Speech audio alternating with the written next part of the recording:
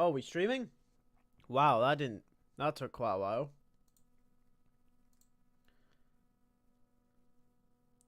Okay, cool. Well, that took a while for my thing to connect. But anyway, we're here. Let's get the... Hang up, the chat. Oh no. I'm not very good at this. Right, okay, we're live! Hello everyone! Welcome back to another stream. How's it going? How's it going? Ray says Joel dies in the current episode of The Last of Us. Lewis gets spoiled. He's just chatting. He's just chatting. How are we all? Make sure to share the stream round. Let's get this going.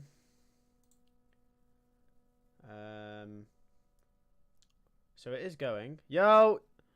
Imran, what's going on? How are we? How are we? The chat's not working on my phone. Oh, it is working. It's okay. It's okay, it's working. Right, cool. How are we doing? How are we doing? Hope we're all good. Share the stream round. You know how it goes at the start of these streams. I just share the stream. I do my thing.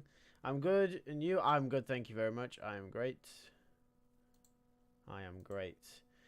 So yeah, we're going to be ranking the movie soundtracks today. I am great. So we're getting through kind of the we're getting through like the lists. We're gonna run out of things to rank soon. You know, whatever, man. Is what it is.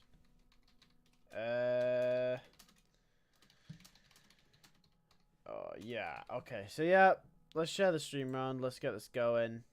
I'm really tired today. I'm really sorry. If energy seems a little bit down, I do apologize. I am very tired. But hopefully our energy will be up by the end of the by the end of this stream. Okay, I'm just sharing it. And we'll wait for a few more people to get in here before we start.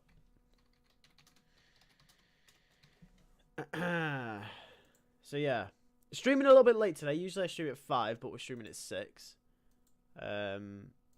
Just been really busy recently, that's all. Been a busy time. Today, usually I stream at 5, but let me just get create post. Just sharing it around on the different channels. There we go. There we go. Cool. Cool. Okay. Love the last stream. Limo, element, let's cut it short. If TASM isn't an S instantly, I don't know what it is. Ah, well, we'll see, won't we? We'll see, Thornton. We shall see. We shall see. How dare you stream at 6 and not 5? I know, I know, I'm just a bad man, that's all it is. Loved the last stream. Thank you very much. Glad you loved the last stream. Hopefully you'll love this one. Hi, Ravenous Puncher. How are we doing? Hope you're good, my man. By the way, thanks for being a member for a month. I noticed you got the upgraded badge there with the 1 on it. So that's pretty cool. Yeah. Spider-Man 1, second best under No Way Home. So this is going to be interesting because I think this is... Hello. Hello, how is everyone? So yeah, so I think this is interesting because this is going to be really interesting because this is going to be one of those streams where it's not inherently based off how much you like the movie, but how much you like the soundtrack. So we could be seeing a very, very different tier list. My internet is not working on my phone, and I can't share the stream on Discord. That is annoying. I actually can't even see the chat now either. Oh, this is useless. What's going on? I use the phone for my chat. I'm reading it on my computer now, but I can't do that while I do the stream. Oh, this could go horribly wrong. What if I turn my data on? I watched 1967 Spider-Man series again, and the real value lies in the dialogue. The dialogues are witty and funny at the same time. No crash humor. Fair enough. I need to rewatch that show. Okay, we got the live chat back. Okay, this is cool. Okay. So, can we share the stream on... I can share the stream. There we go. Boom. I think... Okay. Oh, everyone was already at it in my server. How did that happen? That's weird. I'm going to out for everyone again. I'm sorry if you're in the Discord server. You're going to get 2 pings. I'm going to be annoying. Yeah, so that's 67 show is kind of classic. It is. It's classic. 2002, 2001, Spider-Verse are our top 3 soundtracks. This is gonna get real. This is gonna get really good. I'm really interested to see where you guys. I remember watching it back when it was on Netflix. Yep, Hans Zimmer is the GOAT. Hans Zimmer is the GOAT of soundtracks. He is. But where will he rank on this list? Who knows? Spider-Verse #1 soundtrack. We'll see. We shall see. Right. Okay. There we go. Cool. Right. Let's do this then. Let's do this. Let's stream. Okay, so let's stream. We are streaming. Like I said, I'm tired. Okay. Right, let's start then. Spider-Man 1. What are we saying? Hey, Spider-Man 1. I want you guys to post in the chat.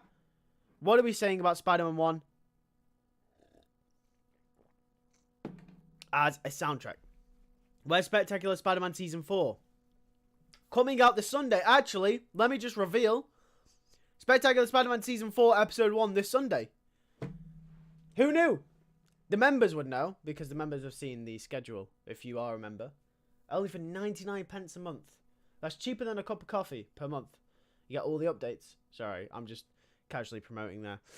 So Spider-Man 1 is S, B tier. I don't remember it. B or A. Ray New? Oh, I don't remember. I don't remember, man. I have a brain like a sieve. B or A. See, here's the thing though with Spider-Man 1. This is the issue I have with Spider-Man 1's soundtrack. Is it's great.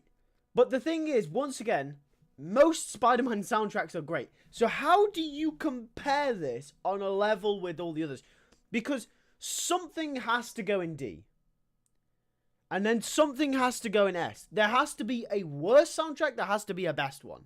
Now, I'm going to argue that every single Spider-Man soundtrack, to some extent, is goated.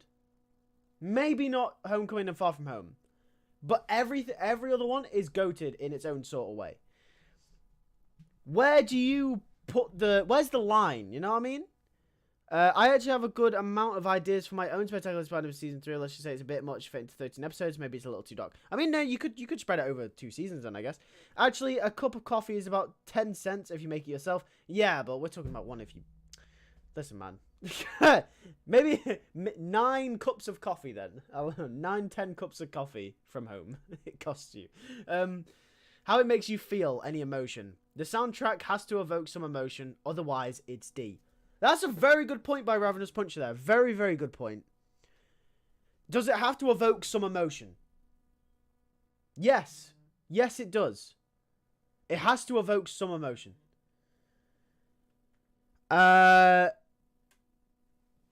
So, in that sense, I would put Spider-Man 1... Oh, this is really hard. This is the hardest tier list I've ever done. You guys need to help me here. Just find the most mid soundtrack and use it as a baseline. Well, that's the thing. Which is the most mid? I'd argue Far From Home is the most mid soundtrack. But then there's none worse than Far From Home. So you put Far From Home down here, let's say. Which is the best? That's really hard. Which is the best soundtrack? Arguably Spider-Verse? Right. Okay. Spider-Man 1, we'll put it in A for now. Because we might change this. We might change Spider-Man 1... It's going in A, right? We'll put Spider-Man 1 in A because it might not live up to others, but it may end up getting boosted up later. We've gone through this process before. You guys know that we did this last week. We do this every week. We do this every week. C tier, let's admit, No Way Home, Spider-Man 1 and Spider-Verse is #1. I will defend Far From Home soundtrack to my dying breath. Okay, I'm going to go now. Watch Dying Wish production trailer. Good luck with this. Okay, have fun, Ray. Have fun with that. I'll watch the trailer later. Obviously streaming now, so can't do that. But I am in the chat, so I will watch it later. I saw you post a link. Far From Home soundtrack is the most forgettable soundtrack. Okay, so I think one thing that we're going to do that I think could be fun here is whenever we go to a soundtrack, how about we all each in the chat try to name our favourite piece from the soundtrack? Obviously, you don't have to completely name it because obviously some people might not know the names. But I mean, like, just label from what part of the movie links with the soundtrack that you that you like the most.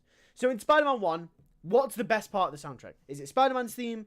Is it Goblin's theme? Is it like a certain part of the movie? Can it be the opening credits? What is your favorite part of the Spider-Man 1 soundtrack? I'll tell you mine. Mine personally, and this gets me. It's between two things. Gets me every time. It's either the final swing, which I think is really powerful and very heroic, or it's the scene where Peter and MJ are swinging away from the first battle with the Green Goblin. The choir just, it gets me every time. Those are my favorite parts of the soundtrack. Opening credits, everyone's saying opening credits. TASM 2 is S, especially the classic Spider-Man soundtrack was coded to Electro's rising character arcs. The Far From Home soundtrack is like the epic version of the Spider-Man theme song. It's so dope. Opening credits, everyone's saying opening credits. I'm not even going to bother because Toby's music won't even be at the top. Actually, I'm going to change. I'm going to put Spider-Man 1 in S. I'm going to put Spider-Man 1 in S because I think it's got the more memorable music for me. I think I put Spider-Man 1 in S. I think I do. I think I've thought about it now. I'm a Sunflower for Spider-Verse. Spider-Man 1, Goblin theme, Last Swing for TASM 2, Spider-Man theme. Right, okay. Here we go. Sunflower is S and I'll go to war with it. Yeah, Sunflower is S. Sunflower's a banging song. Barely remember Andrew Tom's music, but with Camo Toby. I think this is the most difficult tier list ever because, Jay, I disagree. I think all Spider-Men have memorable soundtracks. And I'll tell... Right, okay. Let me just remind you. Toby's, very memorable. Andrew's, you know, dun, dun, dun, dun, dun, dun, dun. And then even the TASM 2 one. And then Tom's, dun, dun, dun, dun, dun, dun. There you go. You've got me singing the Spider-Man themes now. So memorable. Like, all of them are goated in their own sort of way. Spider-Man 2 soundtrack. Where are we putting it? Where are we putting it, guys? Where are you putting the Spider-Man 2? You should put PS4 game on here because the soundtrack... Yeah, but the PS4 soundtrack is... I think it's more of an A, but it's definitely, like, the most goated Spider-Man soundtrack from the games. Right, Spider-Man 2. Where are we saying Spider-Man 2 is? I'm going to take a little sip of my... I got orange juice this week instead of a Diet Coke. Because you guys know that Diet Coke doesn't sit well with me on streams. A or B? Okay. Alright, A or B? Where else are we saying? Are we saying just... Is it kind of like mid to high? Hey, Jesse, how are we doing? We're just ranking the soundtracks. Let me know. What are we saying? I know everyone's going to say A, but I say B. Green Goblin Defoe's theme is more chilling than any other villains except Doc Ock. I disagree. I think the Vulture theme from Homecoming is better. Don't forget Sandman's Birth. Oh, the Sandman Birth music is beautiful. Yeah. A.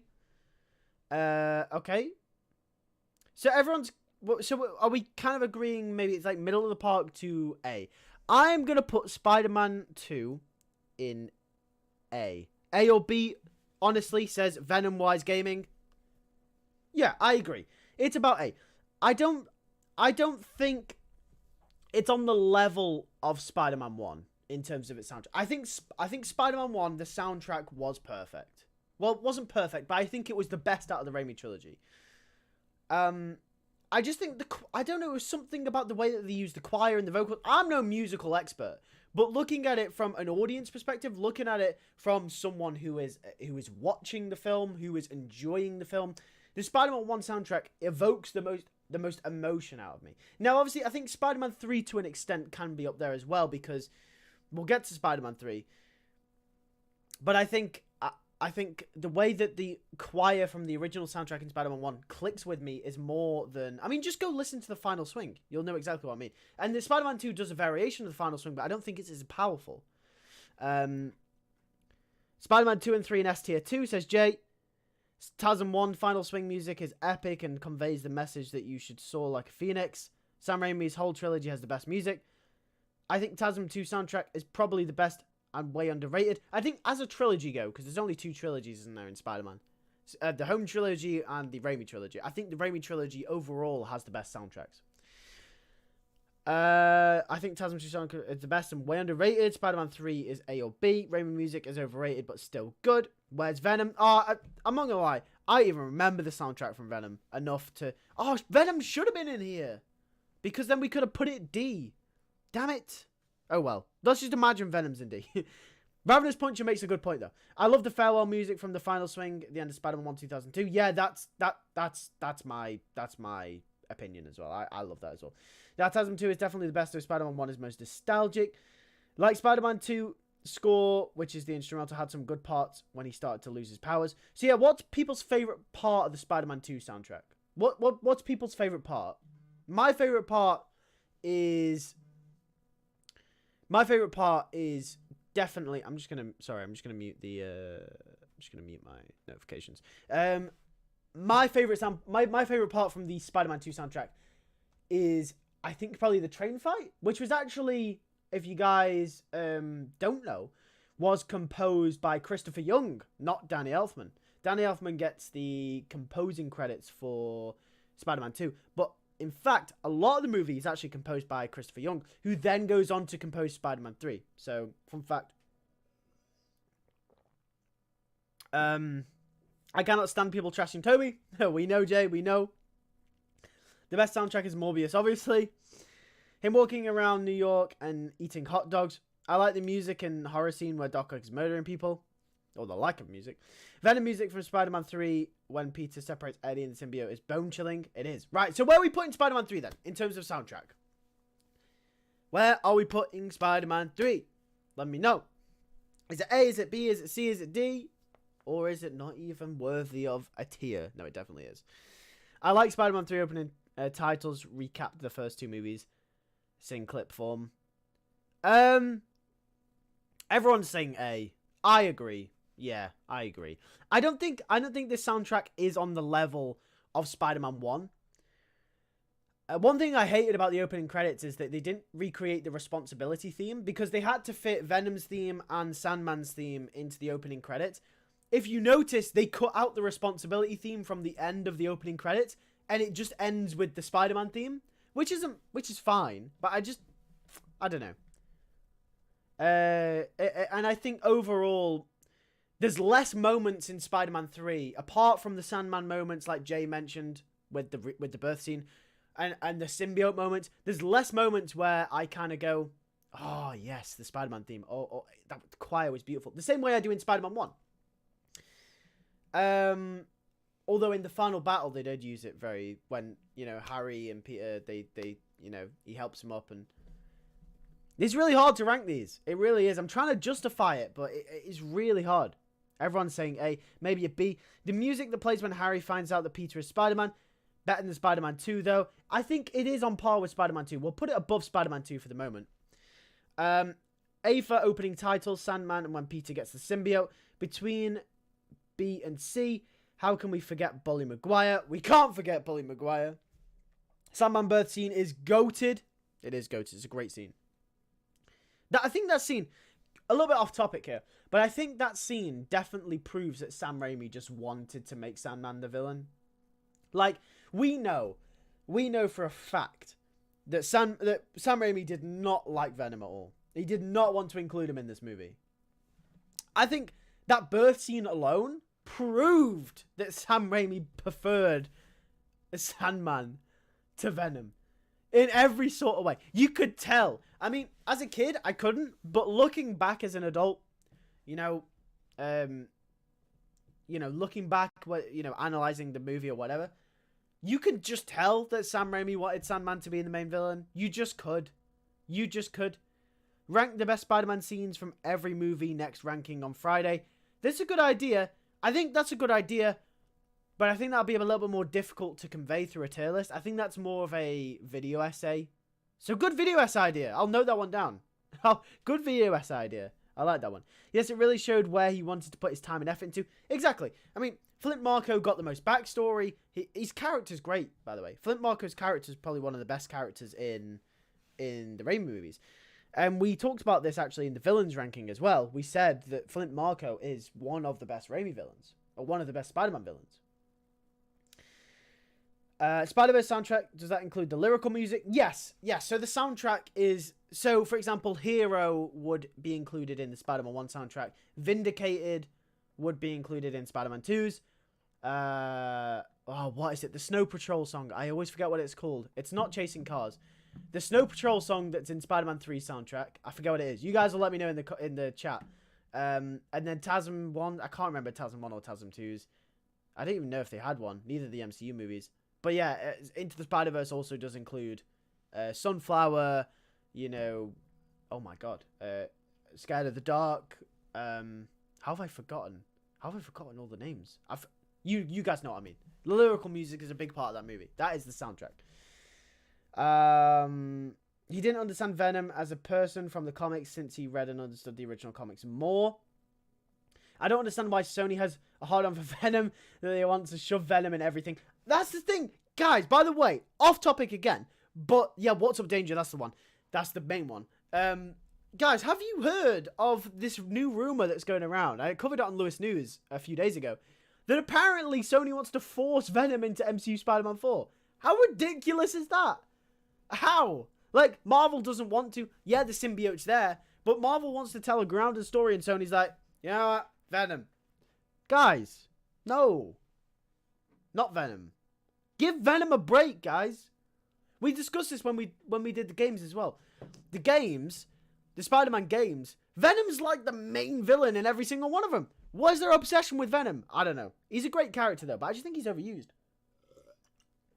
Anyway, if local content is included, Spider-Verse is probably best or top 3.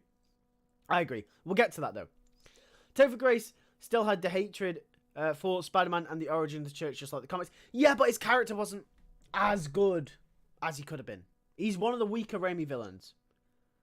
And I know that's a very subjective standpoint, but I think objectively looking at what universally makes a great character, I just think Defoe's Goblin, Molina's Ock even, Church's Sandman is just leagues above him. Yeah, it's Sony. Yeah, it's Sony. What are you talking about? The only times he was the main boss was Ultimate Spider-Man, Web of Shadows, Spider-Man 3 movie game, and the new one this year. That's not... No, he was...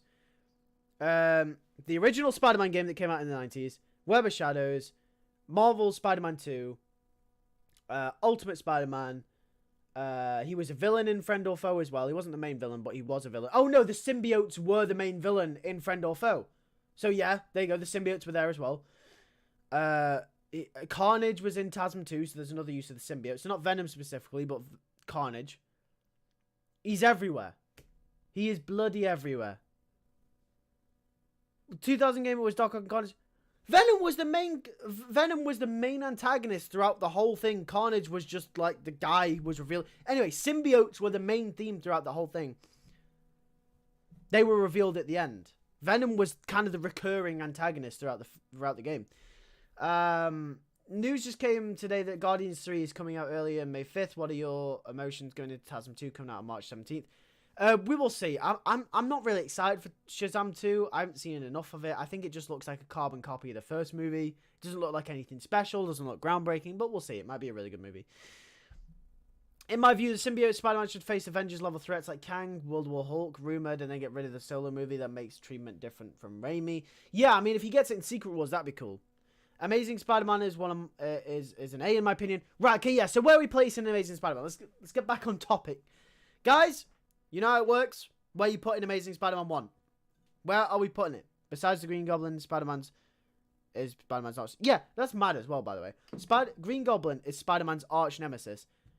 And he's never been the main villain of any game other than Spider-Man 1 the game. There's got to be one I'm missing. He was in Friend or Foe. Where else has he been? That's kind of mad.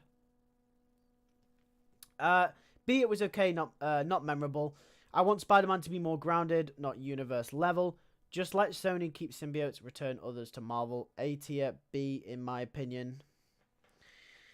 I'm going to really shock you guys here. I'm going to really, really shock you guys. Wait, when's Guardians of the Galaxy 3 coming out? I have no idea. I thought it was meant to be May. They should stop making the symbiote like the 90s version where it affects his emotions, honestly getting annoying. I prefer that, though. I think you can do more with the character that way.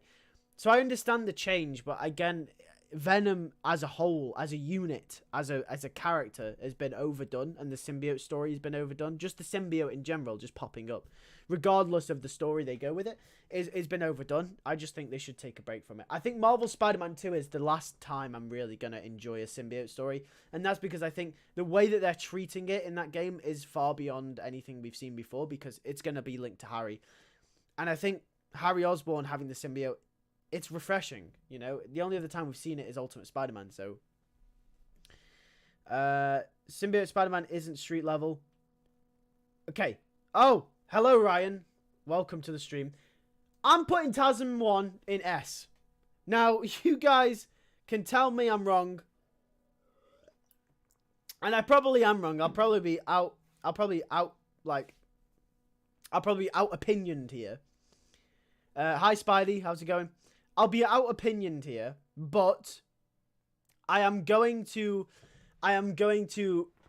oh, that was my back. I'm going to say TASM 1 is S because I've got reasons for it.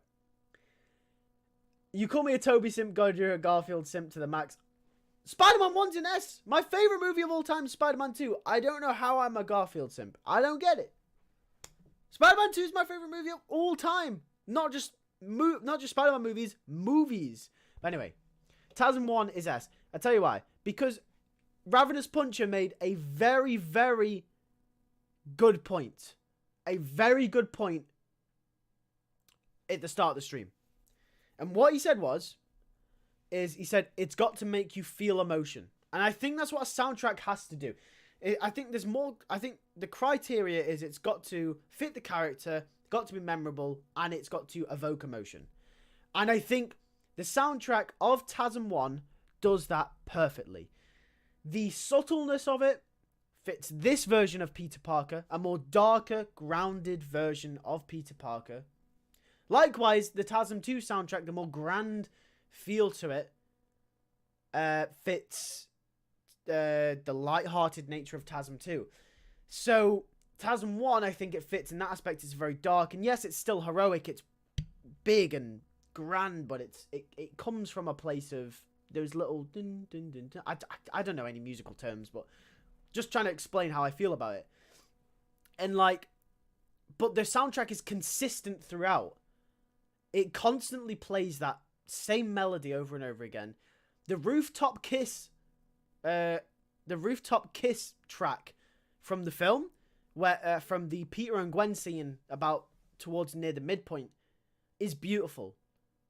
It is absolutely gorgeous. That if you've ever get a chance, if you haven't really clocked into it before, like when you've watched the movie, genuinely go search it on YouTube or Spotify or whatever. Type in Rooftop Kiss, James Horner. It is absolutely gorgeous. Gorgeous piece of music. I love the TASM 1 soundtrack. I think it's just perfect for the movie. It evokes emotion. It does everything it needs to do. And it's so Spider-Man. It just is. It fits this character so well. Anyway, that's my piece done about. That's my piece done about TASM 1. But Lewis is a Garfield simp to the max. I'm not. I'm a Raimi simp to the max. You should have heard me back in the day when I defended TASM 2 to the depths. You can, if you go back about 2-3 years on my channel, right, you will see I made video essays about Spider-Man 2, about how I thought it was the greatest movie ever made. And that wasn't subjective either. That was objectively. Okay? I'm willing to admit that I was a little bit out of my depth to call it the greatest movie of all time ever made. TASM 2 is the best. Danny Elfman soundtrack made me feel more emotion, and that's fine. It's soundtrack's mostly subjective, right? It's more because a movie. Well, that's the way I see it. Because I'm obviously, like I say, I need to reiterate, I am no way qualified to talk about music at all. But I am qualified. I feel like I am sort of ish qualified to talk about how movies work. I don't know. Maybe. I'm not really. I mean, I study film, but that's about it. I still know nothing in comparison to, like, you know, big directors or whatever, or like maybe even some of you guys. Because it is still very subjective based, but I think with a movie you can sort of break down why something works. With a piece of music, I think, like Jay mentions, Danny Elfman's soundtrack made them feel more emotion, and that's fair enough. Since Secret Wars is coming, I believe that they should try and keep it close to how the comics did, but I won't speak more on it. I mean, possibly, yeah. Tim Maguire is the definitive live-action Spider-Man. I don't care what you say, it's fair. That's wrong a lot from the years of being here to channel. I can tell you likes them all. Yeah, I mean, Ryan knows. Toby all the way. I hate Armine Jr. or Edwin Cullen here. TASM 2 soundtrack is honestly goated in my opinion. Beautiful movie and soundtrack. Tom Holland will be overall best Spider-Man of all time. Being in a bigger world helps him. Yeah, I mean, I do agree. I think by the end of it, Tom's will be regarded as the highest. Off topic, in my view, Kang killed Stark. Salter killed Thor. Bruce was shot before gamma exposure. After... Oh, in TASM. Sorry, I missed the line there. TASM has best potential. Being in a bigger world has held him back. Tom Holland can't be the best Spider-Man by relying on MCU cameos. I do agree. Hello, how are we doing? TASM 2, I skip it as a kid. Yeah, I mean, I think a lot of people... It was a lot of people's last straw, really. I never said relying on cameos. That's why his trilogy's been has been till now. I mean, we can get into a debate about how well Tom Holland's trilogy is. I told you guys this on a stream last time. I think Tom Holland's trilogy works perfectly fine because the message that he conveys over all three movies is brilliant. You know, we've got to remember that the MCU trilogy isn't a singular narrative. It's an overarching narrative over 5 or 6 films, and that's how the MCU works.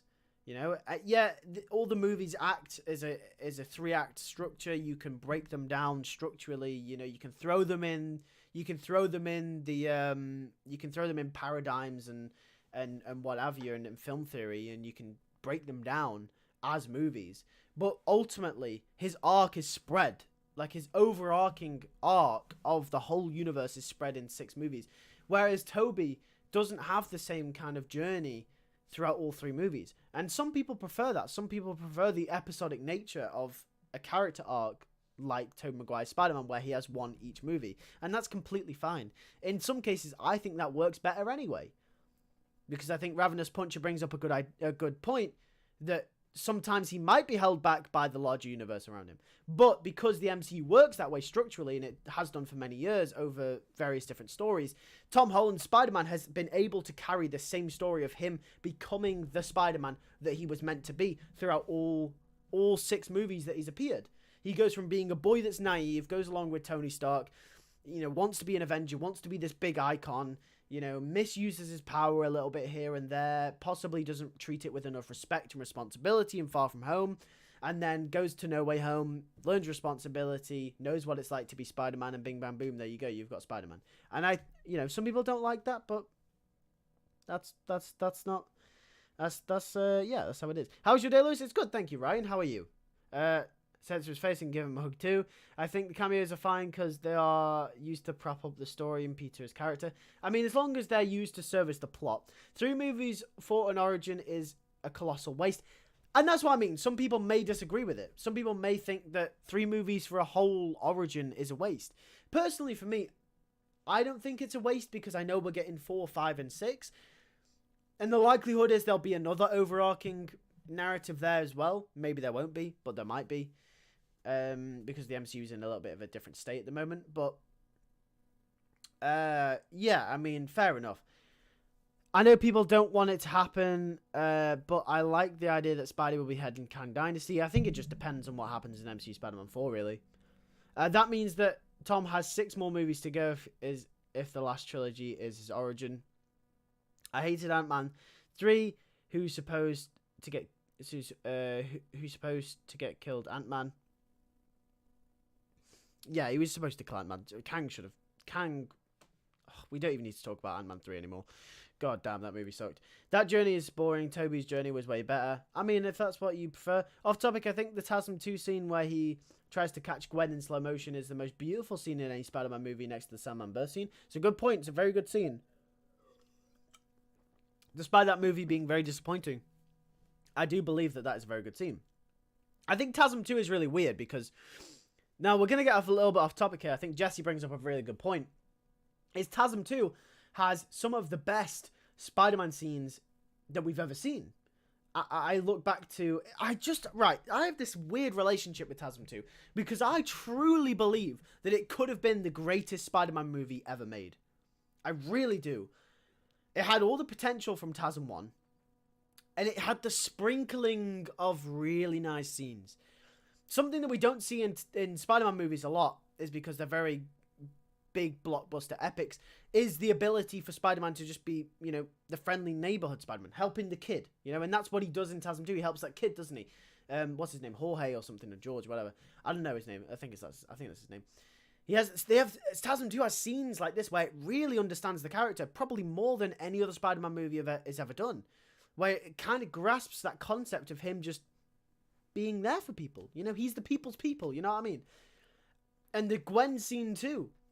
The slow motion, and as much as you want to make fun about the web being a hand and how cliche that might be, it's a nice scene.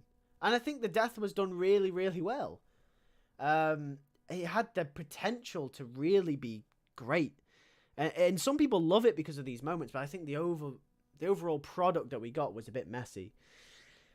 Yeah, so I love TASM 2. That's another problem, making Parker the leader of a team, something I don't like, his own hero. It's not like that crappy Ultimate Spider-Man where Fury had him lead a team. I think it's unfair to criticize Ultimate Spider-Man because it's more of a jumping on point for Spider-Man fans, really, isn't it? I mean, I don't really like it. I do criticize it for that point, but maybe we should. Maybe we're a bit too harsh on it for that point. I didn't really like it for that. That's why I would rank it down. But personally, I think I understand why they did it, because I think it's more of a lesser. It's like it's easier to grasp for new Spider-Man fans, especially younger ones. Toby didn't really have an overarching journey. He had films that were connected. By the end of each film, there is his own, while Tom all feel connected. Ryan hit the nail on the head. Ryan is absolutely correct. He has hit the nail on the head. That's exactly what it is. Toby didn't have an overarching journey. He did not. He had an arc every single movie, which, like we say, some people may agree with. Some people may agree with that style of storytelling, where he has an arc in Spider-Man 1, which is responsibility. We have 2, which is about, obviously, we have the power struggle between man and Spider-Man. And then, obviously, in Spider-Man 3, we have the choice arc. It works that way. But Tom's is about growing into being a man. And both work. Both do work. It's just whichever one you prefer. I hate garbage movie. F tier, I mean. Kang Dynasty is Spider-Man 4-ish. I think the proper trilogy will begin after Secret Wars because the whole universe is getting soft rebooted. I definitely agree with that as well. I think it'll probably get soft rebooted. TASM 2 makes me want to cry every time. TASM 2 showed, my opinion, the best Spidey, Peter Parker, even though the movie wasn't the best. I'm pretty sure Spider-Man 4 is before Kang Dynasty. It probably will be. Spider-Man 4 will probably be before Kang Dynasty. But I do believe that the universe will be soft rebooted in a way after Secret Wars. So I think Spider-Man 5 and 6 could be either very different or could be sequels to those Avengers movies. And I hope they're standalone. I really do. Cliche, people find any reason to hate on Andrew Spider-Man. I love Andrew Spider-Man. TASM 2, I wish it had the best story. Andrew Spider-Man is the most comic accurate 2. Let's talk about it. No, we're getting Spider-Man 4 before Kang Dynasty. Ultimate Spider-Man is my first experience with Spider-Man, so I'm nostalgic for it. Ravenous Puncher, many leaks say so.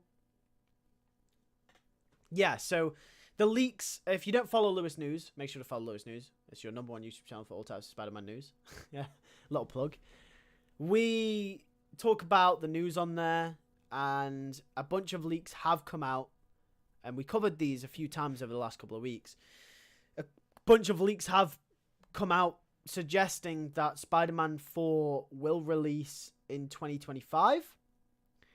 Some have suggested as early as 2024, next year, next Christmas, potentially, or even next summer. I doubt it'll be next summer, because I heard someone, I've heard somewhere say that apparently it could release on July 14th, 2024, because there's been a leaked release date between a Marvel and Sony thing, but I doubt that that's what that is, because it's too early. But most things have indicated that it will release before Kang Dynasty.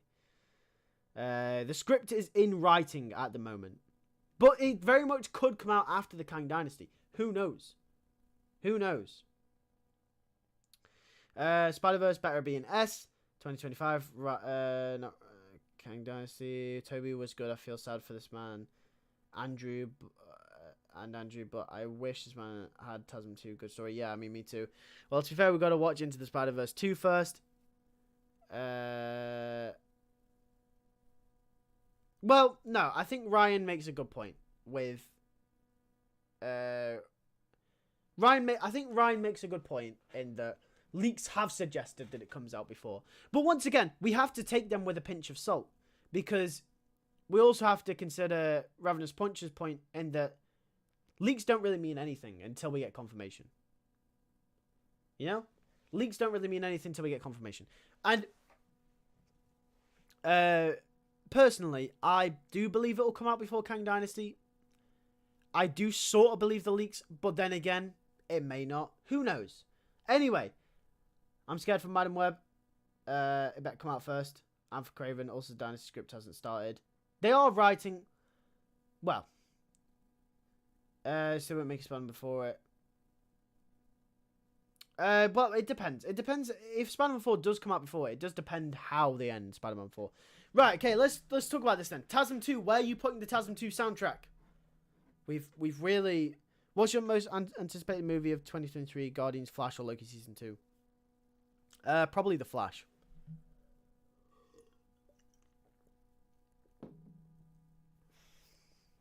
TASM 2 is definitely S tier soundtrack.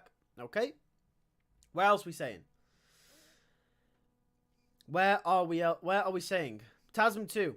What are we saying? Is it S, A, B, C, or D? Guys, I don't know. You have to tell me. You have to tell me. Where are we putting it? A, S tier. S. A. I'm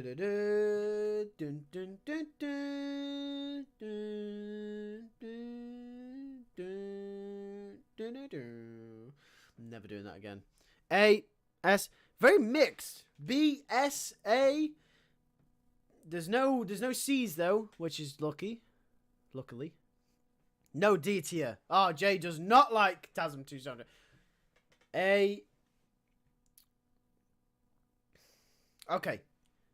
I might surprise you here a little bit. Hans Zimmer, come on, instant A. S. Yeah, I mean, Hans Zimmer is the GOAT.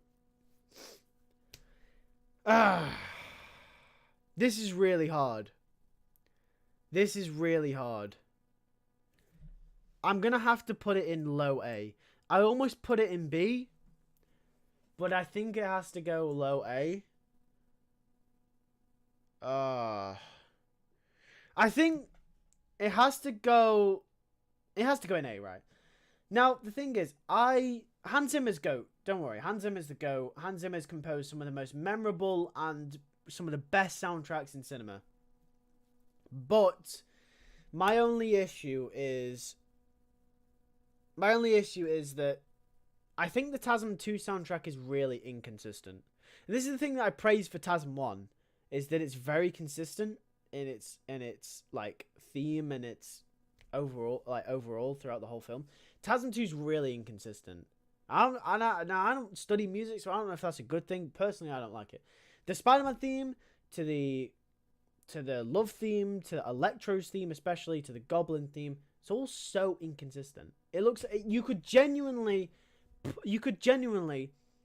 if you took those pieces of music and got people to listen to them for the first time, I truly believe that you would not be able to tell if it was from the same movie or if it's from different movies. Whereas with the TASM 1 soundtrack, I feel like you'd be very certain that it's all from the same movie.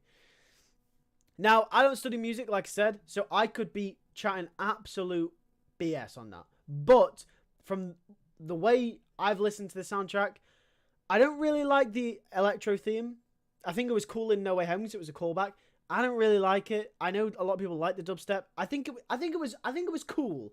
I do think it was cool, but I think for a movie soundtrack, I don't think it works as well as it could have done. It's a cool soundtrack though. Don't get me wrong. Like, bro, I could bop to the electro soundtrack. It was sick, but I think as a movie soundtrack, it doesn't really work. Personally for me, the Goblin theme was good. The Love theme was incredible, and Spider-Man's theme was very generic. It was a very generic superhero soundtrack for me, but it was still good. It wasn't as good as the TASM 1 one, but it was good. So overall, the different pieces were pretty decent, but I think as a collective, I don't think it works as well as TASM 1 does. That's my opinion on it. That's my opinion. Jay says, I'm leaving, I can't take it anymore. I'm the only one with good taste. Willem Dafoe's theme is... Not everything... Jay, listen. Not everything has to be about the Raimi movies. We can like stuff from other movies. I think the TASM movies do stuff good as well. Not... You don't have to hate on every other version of Spider-Man just because the Raimi movies are good. The Raimi movies are very, very good. I personally love the Raimi movies. Like I said, Spider-Man 2 is my favorite movie of all time. All time.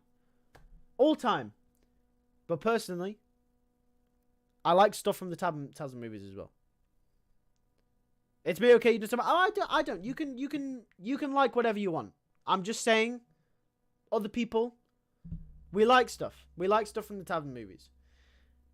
Sony messed up Sam Raimi. They very much did. I think Spider-Man 3 could have been the best Spider-Man movie. As well, Spider-Man 3 has TASM 2 vibes for me. In terms of, like I mentioned with TASM 2, Spider-Man 3, if they let Sam Raimi do what he wanted, Spider-Man 3 could have been the best Spider-Man movie of all time. Could have been one of the best. Favorite of all time is Guardians 2. Fair enough. Guardians 2 is a very good movie. I love all Spider-Mans, but to this day, I still think Andrew had the most potential of any Spider-Man.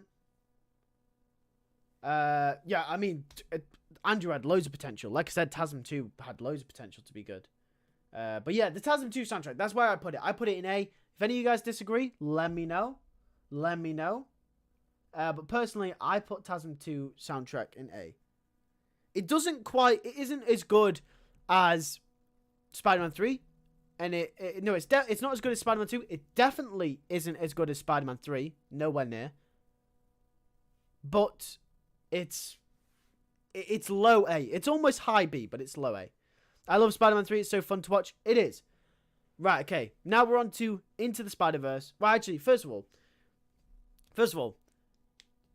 what is your favorite piece from TASM 2? What is your favorite piece from TASM 2? Is it the Electro theme? Do you like the Spider-Man theme? Do you like the Love theme? Do you like Goblin's theme? Or what is it? If we take out all the bad stuff from Spider-Man 3, it's near perfect. Exactly. You take out Venom and a lot of that stuff that Sam Raimi clearly didn't want to put in the movie. Expand Sandman a bit more. Expand Peter a bit more. I think it's a great movie. The Love theme is really good. The Love theme is really good. The scene in Spider-Man 3 with Sandman becoming Sandman, it's a very good scene. As Jay mentioned before, actually, Jay said that was his favourite scene, or one of his favourite scenes. I totally agree. Very, very good scene. Very, very good music as well. Very emotional scene. Memorable scene. Gwen falling theme. Okay. Let's talk about Spider-Man Into the Spider-Verse. Where are we putting Spider-Man Into the Spider-Verse? I want to know what you guys think first. I know where I'm putting it. Let Her Go is my favourite piece from TASM 2. Let Her Go is a very good piece. Although I would say, You're That Spider Guy is a good piece as well. And also, I Choose You is a good piece. They're all kind of similar in terms of the... they're very good pieces as well.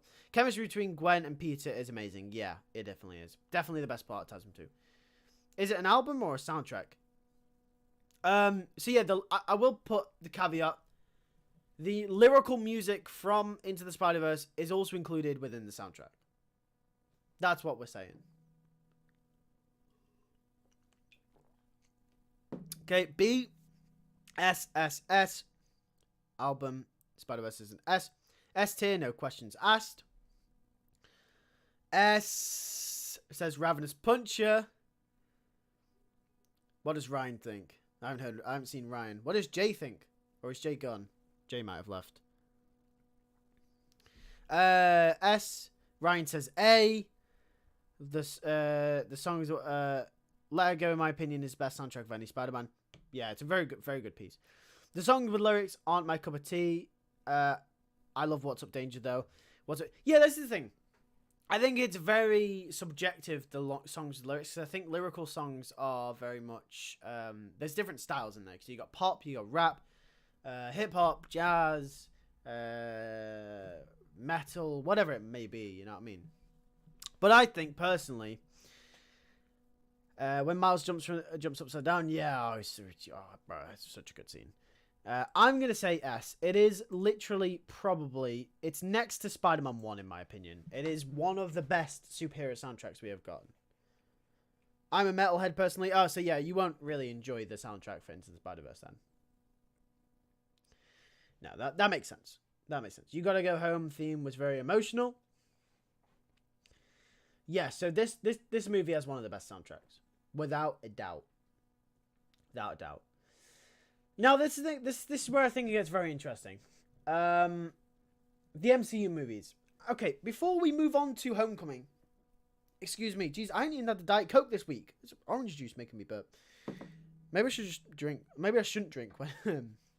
Oh! Pastry Man brings up a very good point. The Prowler theme is so good. The Prowler theme is one of the best pieces of villain music in Spider-Man. In Spider-Man movies. Right, okay. Homecoming had the best soundtrack from all three of them. Wow, that's an interesting take. So yeah, what I was going to say is, okay guys, before we do them individually, as a collective, how do you like the MCU Spider-Man theme? Because throughout the Home trilogy, it's very consistent. The core theme is very consistent. Homecoming is the best. Okay. Orange juice hit different. It does hit different. Collectively an A tier. We're all saying it's very high. I love it. I think it's good, but not on the same level as Andrew or Toby. Homecoming is a B. Far From Home is just a rehash of No Way Home. Effing lazy. High A tier. I'm going to put Homecoming as a B. Not C. A B. Okay. So, I think it's very youthful. I prefer the more grandiose Spider-Man soundtrack. And I think a lot of you guys will feel the same way as well. Personally, what gives this film a B for me is the Vulture theme. The Vulture theme is absolutely incredible. The Vulture theme is so good. You guys know what I mean. The Vulture theme is great. But I think the Spider-Man theme is pretty weak. But I think it's intentionally weak. Because it's meant to be weak because he's youthful, he's growing up. And we know by No Way Home, the theme becomes more powerful. It becomes more uplifting. Because they had the choir in there and stuff. And that's very synonymous with a very grand Spider-Man story. We know the choir is very synonymous with Spider-Man 1, as we mentioned in the Raimi films. And it's also there in TASM. It's there in TASM 2, too. 2. TASM 2, too. It's there in No Way Home as well. Love the Vulture theme. Honestly, No Way Home had the worst ones simply because they weren't used enough. No Way Home had one of the worst ones because they weren't used enough. That's interesting. A lot of people not liking the No Way Home soundtrack. The Homecoming theme where Peter rides the subway is awesome. Yeah, that's pretty cool as well. Tasmon Final Swing theme is the best one in my opinion. A lot of people mentioned, I think Ravenous Puncher as well mentioned that the Tasmon ending theme is really good. But yeah, the Vulture theme is up there. The Vulture theme is up there. Spider-Man Far From Home. Where are we putting Spider-Man Far From Home? I want you guys to let me know.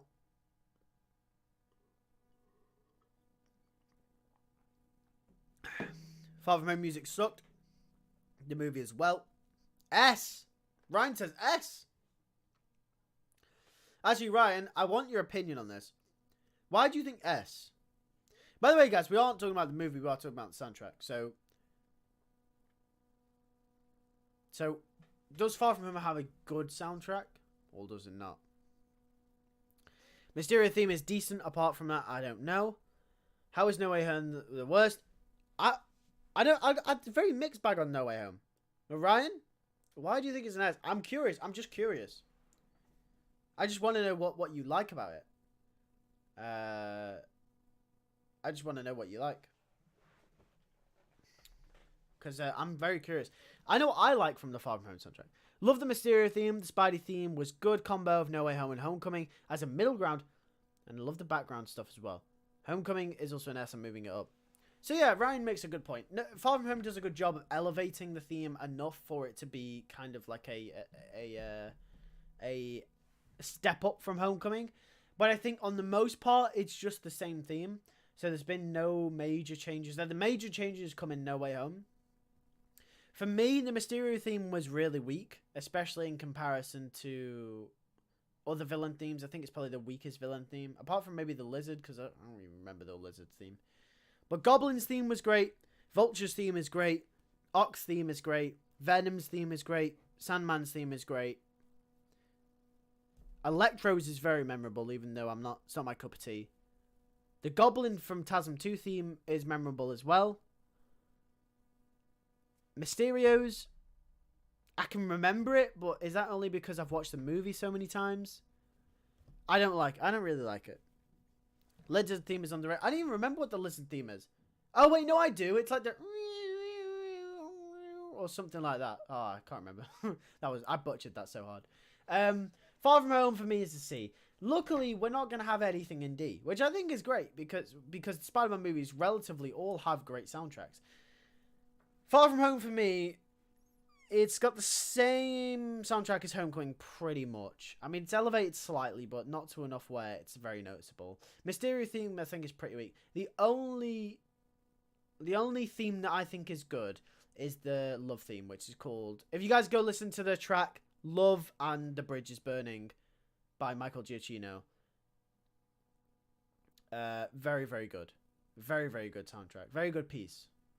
That's the soundtrack that's the piece of music that plays when Peter and MJ kiss on the bridge. Very, very good theme, that. But apart from that, I think, for me, Far From Home is a C. Homecoming benefited from being in Washington and New York.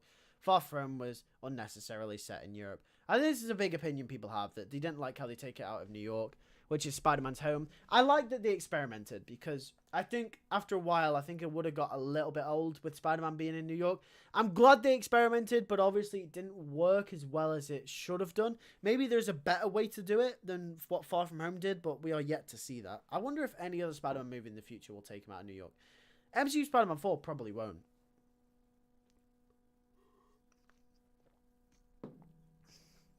Two Spider-Man soundtracks we should have had. Oh, excuse me. With the Insomniac soundtrack and the 90s animated one. Yeah, someone mentioned earlier that we should have the Insomniac soundtrack. I do agree. I would have put it in A if I would have put it anywhere. The 90s animated soundtrack. Oh, that's goat. That's S. That's goated. That is goated. That is goated. That whole soundtrack, goated. S. Right, Spider-Man No Way Home. We got one more to go. Where are we putting Spider-Man No Way Home? What are we saying? Where are we putting it? Whew, God, I'm tired. Jeez. It's been a long week. A or B? So, Ryan prefers A or B? Yeah, so wow. Spider-Man UK, simple. Yeah, well, I mean, that's just doing Spider-Man in the UK, isn't it? A or B? People are saying A or B. I thought this would be a lot higher. Good themes, but not used enough. I can maybe see that point. For me, I don't know any from the No Way Home track. For me, No Way Home is S, and I think it's the best Spider-Man soundtrack there has ever been. And I tell you why. Because it had the Elfman themes in there. It had the Electro callback. I know this is kind of like cameoing for soundtracks, but hear me out. It replayed all of these classic soundtracks, but it had the Andrew theme, it had the Toby theme, but also Tom's theme is immaculate. Tom's theme is immaculate in this movie. It's what we have in Homecoming and Far From Home, but with the choir and with like the added boost of what they had in the Raimi movies and the TASM movies with the like the big uplifting choir and the... Oh, it's amazing. You know when they're swinging and it's like, da, da, da, da, da, and it's like, oh, it's great. And not only that, the Grief soundtrack for when Aunt May dies is great as well. If you guys, I don't know if you guys have listened to that, but it's heart wrenching. That theme is. The Grief theme is really well done. For me, it's an S. Yeah, I know. All you guys are so confused. You're like, what's going on? I think it's brilliant. I think it's brilliant. A brilliant soundtrack. Yeah, I think it's great. I think it's an S. I think it's the best soundtrack, Spider-Man soundtrack. Okay, maybe not Spider-Man 1. Spider-Man 1 holds a special place. Maybe it's thereabouts. I think it's thereabouts. I think it's maybe second. I think Spider-Man 1 has to take the cake as the best soundtrack. Yes, S tier. See, I just think it's the perfect. I think it's got a great Spider-Man theme. It was built up. They used the old Spider-Man stuff as well, which gives it added points. I just think it's great. Okay, so now that we've done that, is there another tier list you guys would like to do? Let me know in the chat. If not, then we can wrap up in a minute. I'm really tired. Oh.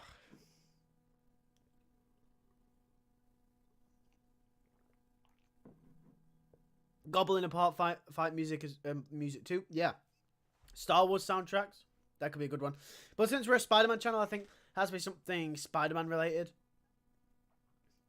I would love to do Star Wars soundtracks though, because Star Wars. But I think all of them would just be an S. I think it's quite a pointless exercise that actually. I mean, it's a good idea, but I think all of them would be an S because right way through 1 through 9, even when the movies are terrible, the soundtracks are literally the best part of the movies. Like Phantom Menace, you got Duel of the Fates, Attack of the Clones, you got Across the Stars, Revenge of the Sith, you've got Anakin versus Obi-Wan, the soundtrack, Battle of the Heroes. Episode 4, obviously, is where all the Force theme comes from and all the original stuff. Empire Strikes Back is the Imperial March. Episode 6 is the last battle between Vader and Luke. Episode 7, Rey's theme is great. Episode 8, maybe. Oh, can I remember anything for episode 8? I can't. Oh. Episode 9 pretty much encapsulates all of them. But Star Wars is just an S all around. Yeah, that's what I mean. I was thinking about that. All the soundtracks are S apart from Last Jedi. I can't really remember from Last Jedi what that was memorable for. What if John Watts directed TASM 3? I don't know, they'd be alright, I guess. Spider-Man suits, Spider-Man movie villains. We've already done them on past live streams, so we can't really do them. Spider-Man villains, already did that. Yeah, we did that last week, I believe, if I remember rightly.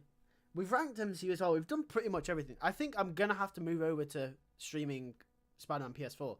If you guys would like that. Marvel Spider-Man. We could stream Marvel Spider-Man. Spider-Man girlfriend tier list. So we could do a love interest tier list. I wonder if that's a thing. Hold on, let me just do some research here. Let me do some research. Let's see if there's a love interest tier list. Spider-Man love interest tier list. I wonder if there is a love interest tier list.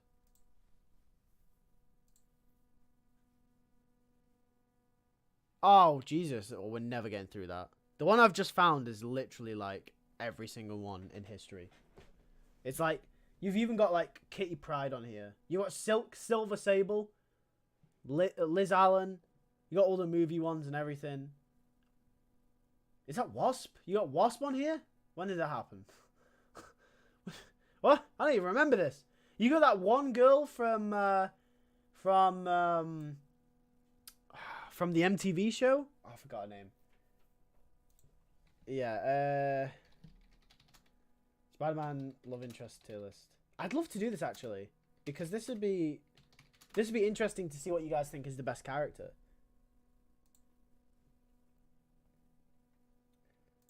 I'd love to see what you guys think is. There's no. Oh, I'm trying to find one. There's not one that has. There's not one that has like a substantial.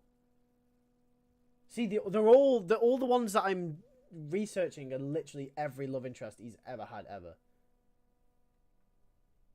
And we can't do that. We want like the main ones. Because we don't have all night. It's literally like, there's like, oh, here we go. Okay, this is good. Well, that's not even, that's Miles. Okay, now I guess that works. Okay, so we got a movie one. Okay, so let me just move this over here. Okay, so we can do this. We can do this. Wait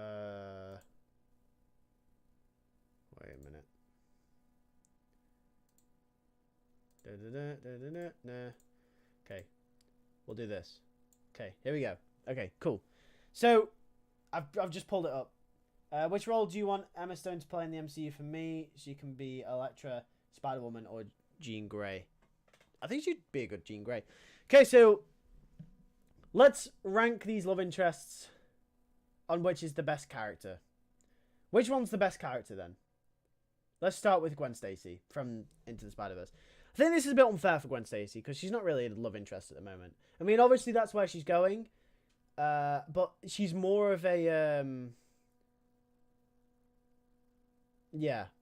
She's more of a friend for Miles, really, isn't she? So, great or go. Gwen is S, yeah. She's a, well, actually, yeah, we have different things here. It's not S, A, B, C, D, or F, or whatever. I'd say, this is really hard because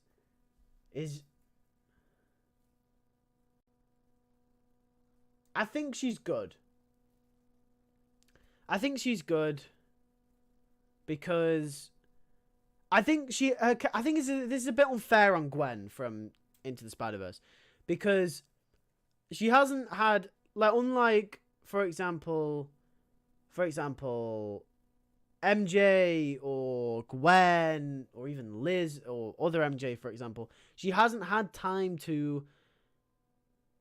that much time to develop as a character forward. Into the Spider-Verse was very much focused on Miles and his relationship with his uncle. You had Kingpin in there. There's lots of different characters. There wasn't a lot of time for Gwen. She's a good character. She is. I think we'll see more of her in Across the Spider-Verse, at least from the rumors that we've heard. She will be more prominent as a character, and I think it's a bit unfair to rank her at the moment, but at the moment, I think she's in the good. I hope Gwen and Miles become love interests. They're such a cute couple. Yeah, I mean, it'd be nice to see. I think that's the direction they're going anyway. Betty Brant, she wasn't really a love interest. She wasn't really that much of a crucial character. Same with Ursula, the goat. Obviously! Ursula, the goat! That's why she's the goat! No. She just... Actually, no, she is the goat. She gave Peter milk and chocolate cake. You know what? She gave Peter milk and chocolate cake. She is the goat. No, she's not. She's down there.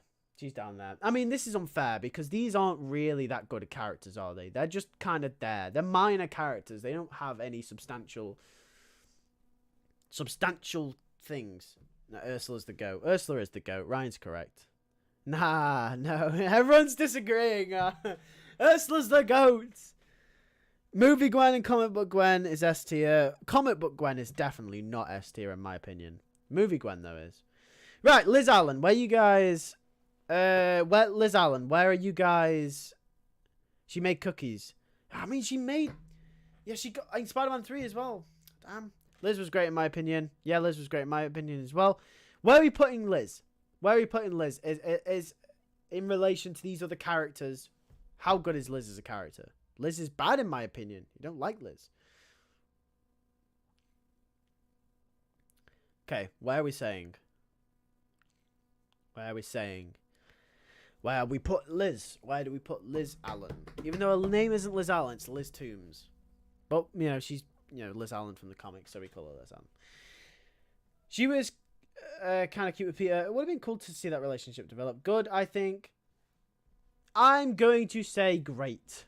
I really like Liz Allen. And it's because of that relationship that is built by her being Adrian Toombs' daughter. I think that's a really interesting dynamic that Spider-Man movies have never really explored before. And I think it was interesting to implement that into Homecoming. And I think that makes her such an interesting character. It adds so much depth to her character, has so much layers.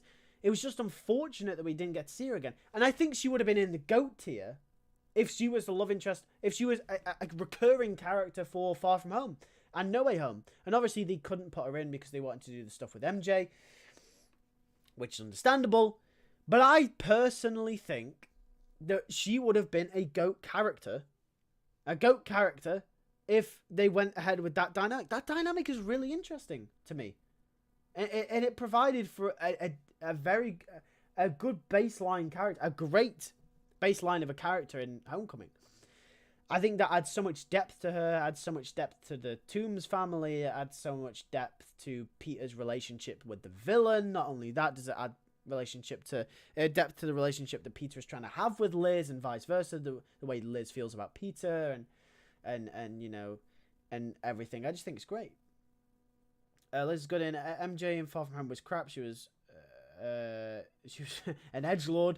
Off topic, but are you excited to see the stuff like Ant-Man and Stark release updated or remastered in the MMU? Yeah, I am. Ryan, it's a good question. If you guys don't know what that is, it's stuff on the other channel, slightly insulting. I am excited to see it. Yeah, I mean, I made it, so I'm excited to see what Ray does with it, but we'll see. I hate the fact that she just moved and that was that. Yeah, I agree. 100%, man. I 100% agree.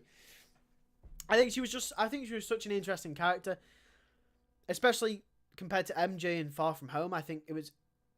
I hate saying this because I love Zendaya, and I do like the character in No Way Home, but such a downgrade in character. It really is. Right, okay. Emma Stone's Gwen Stacy from the TASM movies. Where are we putting her? I think we can all agree.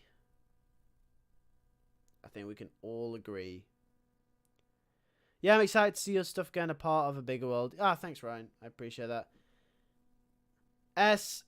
Great realization that we've never gotten a live action Black Cat just hit me. I know! I've been saying that. Bro, I'm glad someone brought this up. Right? I'm so glad that someone brought this up. I think this is so... How the hell have we never... Like, especially since we've got a Catwoman movie, and Catwoman has been in various Batman stuff, including last year. How have we never gotten Black Cat in a movie? It doesn't make any sense. I don't get it. I don't get it. Not gonna lie, S tier, spit facts. I'm spitting facts. Right, here we go. Obviously a GOAT character. I mean, listen. Emma Stone's Gwen Stacy is the best written Spider-Man co-star ever. Emma Stone's Gwen Stacy is the best written Spider-Man co-lead character ever. So far. It's just facts. I mean, she was the best part of TASM 2. Gwen Stacy was. Emma Stone. In TASM 1, she was arguably the best part of TASM 1 as well. You know, the whole stuff with George Stacy, her relationship with Peter, the way that she conducts herself, the way that the character's written. I really like how they do stuff with her in Oscorp. I think that's really interesting. Yeah. I think that's really interesting. Now, the spell made people forget. Are we still arguing? Come on, MJ is done to death. Yeah, MJ is done to death, but... Right, so we all agree that Gwen is the GOAT. She had the saddest death in the franchise too. Yeah, and when they killed her, it made sense because as much as I don't like TASM 2, the theme of her dad saying to leave her out of it and then her dying is poetic and it's... Right, okay. MJ from the Raymond movies. Where are we putting MJ from the Raymond movies? I know where a lot of you guys are going to put her, but personally, I think I'll disagree with a lot of you on this one. I can see it coming. I think Raimi MJ is god awful. For the streets. No! I knew this would happen. A tier, Raimi MJ, in my opinion, great. Okay, so I had this debate, I think, on stream. I had this debate on stream a few weeks ago. Raimi MJ is mid A tier. Pastry Man facts. Damn, bro, you guys hating on MJ. Okay, let me distinguish something. I think we need to distinguish good character writing and how much you like the character. Now let me ask you this: Do you like Willem Dafoe's Green Goblin as a person? Do you like him? Like, do you genuinely like him as a person? Most of you are going to say no. Most of you are going to say no. No, you don't. It's fair enough. I wouldn't either. Do you like him as a character? Of course you do. He's a great character. Very well written. MJ's character is very, very well written. I'll tell you why. Okay, so here's the example that I use. So imagine, because in Spider-Man 1, she has that scene, doesn't she, where it's shown that she kind of has an abusive upbringing, she kind of has an abusive father, or she has a father that she doesn't have a great relationship with, right? And therefore, her relationship with boys is a theme throughout the first movie, very early 2000s, by the way. You wouldn't really see a female character get represented this way in the modern day, which is a good thing. But obviously, back in the early 2000s, she has a whole problem with boys then, doesn't she? So she goes from Flash, who kind of also treats her in a similar sort of way, to then Harry Osborn, who thinks, he has money, so he can fix all my problems. And then we find out, obviously, that MJ isn't happy in that relationship, and she's ignoring Peter this whole time. And Peter is the one that is longing for her the whole movie. He's in love with MJ. He's in love with this girl next door, and he wants to date her. But MJ is actively ignoring her because she's trying to find love in all these other people, like Flash, like Harry, thinks can fix all her problems with money, and then she realizes that's not what she wants, And then she finally, and remember this line of this trait, this line of boys and men that she's had in her life being bad for her, potentially abusive, only cares about money, this type of thing, because Harry even sees her as an object. You remember in that one scene where he's like, my father wanted you to wear the black dress. It's like he views MJ as a status symbol, not as a person. So then when she finds the one person at the end of the film, which is MJ's arc throughout the first movie, she finds the one person that will treat her for who she is and will treat her for the person that she wants to be, which is an actress on Broadway, and cares about her goals and cares about her as a person, which is Peter Parker. By the way, Peter has been longing for her the whole movie, by the way. And it's hinted that he has been for, since he was 6 or something like that. He then goes and rejects her. But as the audience, we understand why. Because he's Spider-Man. We know why as an audience that Peter rejects her. And it's like, oh, that makes sense. He's just trying to keep her out of danger. He doesn't want her to die. That makes sense. He's Spider-Man. We agree. Happy days. From MJ's perspective, imagine this boy's been dropping hints for ages and you go, maybe I'll give him a chance. Maybe he is the one. You move in for the kill. Oh, he says no. So Peter becomes the last guy in a long list of guys that have all treated her with disrespect. Of course you'd be annoyed. That's why in Spider-Man 2, she makes a whole big deal out of not being with Peter. Like, oh, do you love me or not? Make up your mind, Peter Parker. Imagine being in MJ's position. You'd be annoyed too. You would be genuinely annoyed. You really would. And that's why she goes off with John Jameson. That's why she, that's why, she then goes off with Harry Osborn. Well, obviously it's for different reasons in Spider-Man 3, but you get the point in Spider-Man 2. I think she's a really well-written character. There we go. There's my point done. Hopefully you guys understand. So yeah. That's my point. Maybe I should make a video about that. I think I'll make a video about that. But that's my point about MJ. I think she's a great character. And I think she's written really well. And you don't like her because you don't like how she treats Peter. You think it's unreasonable. But it's not unreasonable. When you think about it, it's not unreasonable. Because you look at things from MJ's perspective, you would be annoyed, as anyone else would be.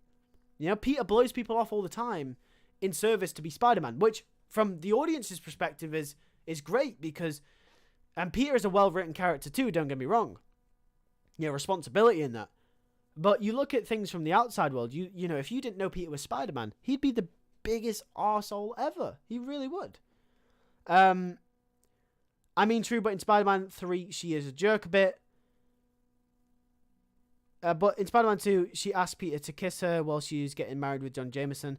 Yeah, exactly. And that's the conflict within her character because she's always wanted to be with Peter. And it's like that one scene where she asks John Jameson to kiss her upside down, the same way that Spider-Man did in Spider-Man 1. And you can tell that she just wants to be with Peter. By the way, obviously she didn't know Peter was Spider-Man, but obviously it's revealed that she kind of always had this inkling. She wants to be with Peter. She really does. She really wants to be with Peter. But she can't because she won't let him. Or he won't let her. And that's why she takes that risk. I think it's good character drama. I think it's good character conflict. Lewis, you bring up some very good points about Raimi MJ. Yeah, exactly. That's what I mean. She is a well-written character. Whether you like her or not has nothing to do with if she's a well-written character or not. Because personally, I don't like her as well. I don't think she's a great person, but that's because I see the movies from Tobey Maguire's Spider-Man perspective. I see the movies from Peter's perspective. But MJ, I think as a character, is really well-written. Spider-Man 3, maybe she is a little weaker in Spider-Man 3. But I think in Spider-Man 1 and 2 especially, she is really well-written. Yeah, I mean, I understand her in Spider-Man 3 as well, but I think with the understanding, because obviously in Spider-Man 3 she knows Peter is Spider-Man, so I think that's where it kind of it crosses the line of her just kind of being plain disrespectful. I understand that she'd be annoyed at Peter. Actually, no, because yeah, Peter does kiss another girl on stage. That does make sense. Okay, yeah, no, I'd be annoyed if I was MJ. No, I really would.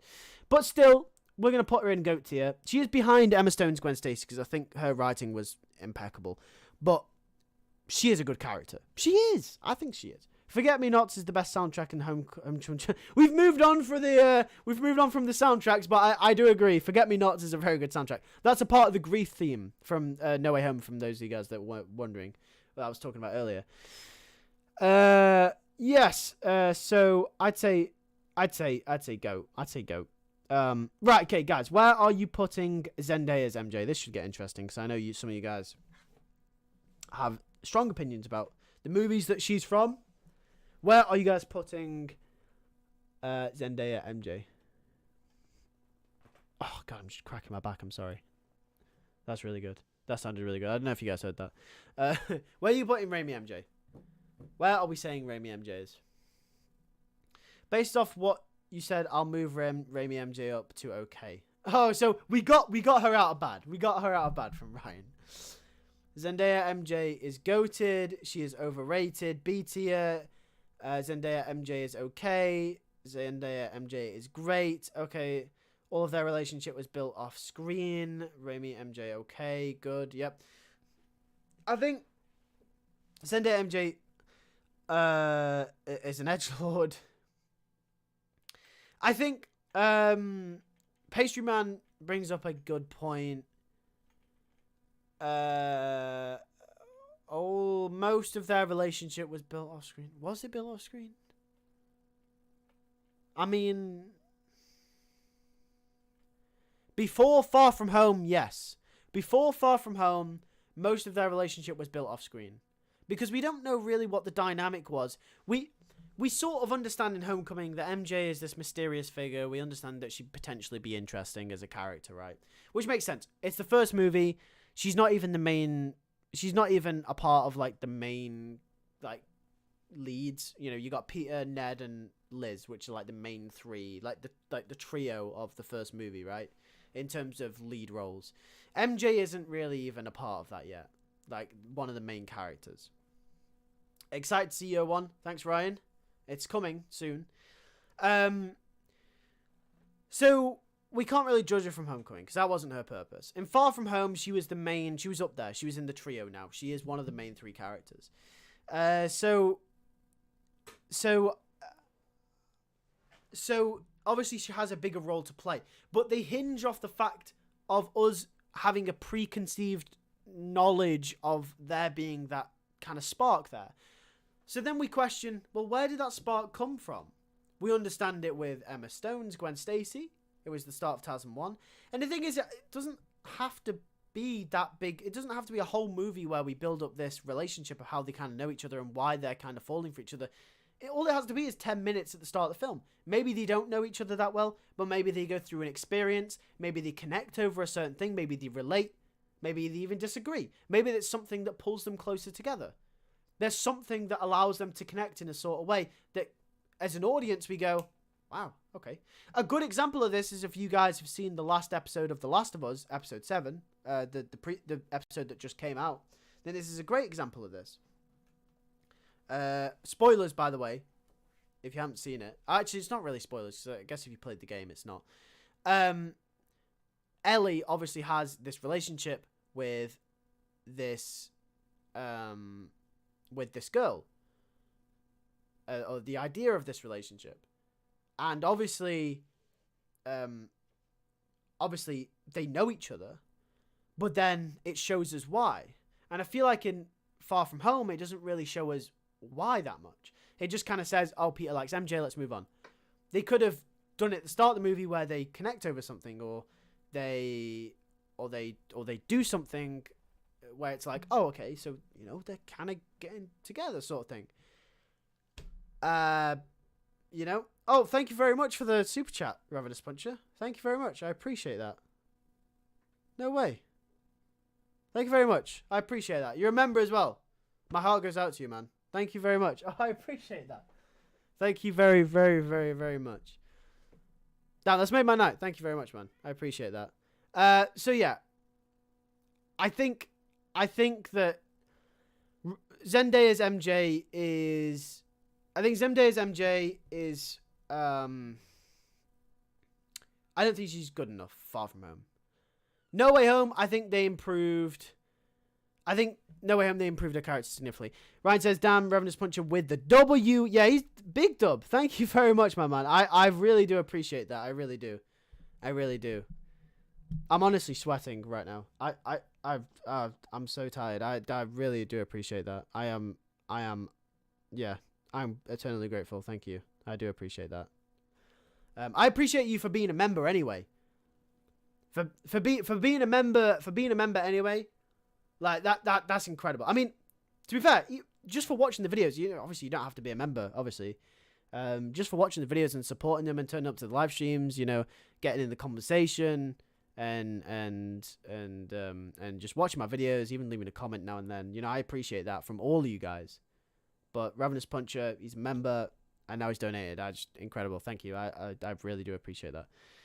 But yeah, No Way Home, a character is significantly improved. And actually, Ravenous Puncher will know because he is a member, but I've released a members video that's going out tomorrow for you guys about No Way Home, if it's overhyped or not. I kind of don't think it is, and I talk about MJ a little bit in that video, saying how I think her character improved. You guys will see that in that video. So yeah, I think at the moment, I think she is okay. I just don't think she's on the level that she should be. And I hope if they do bring her back for MCU Spider-Man 4, I hope they do improve upon that. Ravenous Puncher says, I love these streams. Thank you very much. I love doing these streams. I think they're great. A great way to talk to you guys. Zendaya's MJ needs to be more of a fashion type. Her personality is built on berating others. Yeah, I mean, we'll see what they do with her in MCU Spider-Man 4. I mean, at the end of the day, that she's most likely going to be coming back. I know some people don't agree with that. I too want Gwen in the MCU. Yeah, it'll be funny to look back when Spider-Man 4 is out and look at all the theories like we do with No Home. Yeah, I'm very, very excited to do that as well, Ryan. By the way, if Gwen is introduced in the next trilogy, who would you want to play her? I would pick Sabrina Carpenter. I love Sabrina Carpenter, I used to listen to her music religiously. Back in the day when I was a kid, I used to watch her on Disney Channel as well. So I've followed Sabrina Carpenter's kind of career as I've grown up. I don't as much as a lot of the fan casts put Sabrina Carpenter as Gwen Stacy. Personally, I wouldn't like to see that. No disrespect to Sabrina Carpenter, she's a great musician. I just don't think she is on the level acting wise as like Tom Holland and what the MCU kind of needs for a Gwen Stacy. I could be completely wrong, and she could smash that role out the park. But I'd personally go with someone else. I'd personally go with someone like Anya Taylor-Joy. I think personally would be a great Gwen Stacy, but she'd also be a great Black Cat as well. Anya Taylor-Joy. We had Gwen Raimi TASM Spider-Verse. She's overused. I mean, partially, yeah. That sounded bad. I didn't mean to say anything. I mean, Black Cat. Yeah. I mean, I think Black Cat would be great in MCU Spider-Man 4 as well. The same was said for Tom before he got cast as Spider-Man, and look where he ended up. That's true. Yeah, a lot of people did say about Tom Holland as well. So I could be totally wrong about that. You are right. I prefer Millie Bobby Brown or Dove Cameron for Gwen if she did show up. Millie Bobby Brown is a good show, actually. I never thought about that. But I think she could be. Dove Cameron plays her in the animated stuff, most of the animated stuff, apart from Haley Steinfeld in Spider-Verse. Black Cat will be toned down. Yeah, that is if she is to appear. Gwen isn't overused.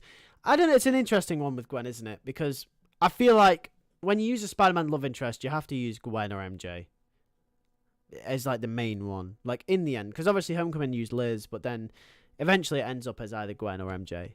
And I think it will be MJ. Personally, Spider-Gwen isn't. So yeah, right. Gwen Stacy from Spider-Man 3 then. Bryce Dallas Howard's Gwen Stacy. Where do you think her character fits into this?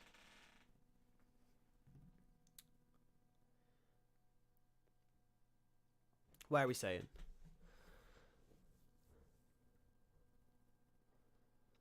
I don't think there's gonna be a new love interest, to be honest. Yeah, I agree. I don't think so either. Where are we saying? Bryce Dallas Howard's Gwen Stacy. Where do you think that she ranks? Bad. I've had an idea of Betty becoming the love interest in the trilogy, and then when Ned returns in 5 or 6 could cause some drama. Oh god. Sorry.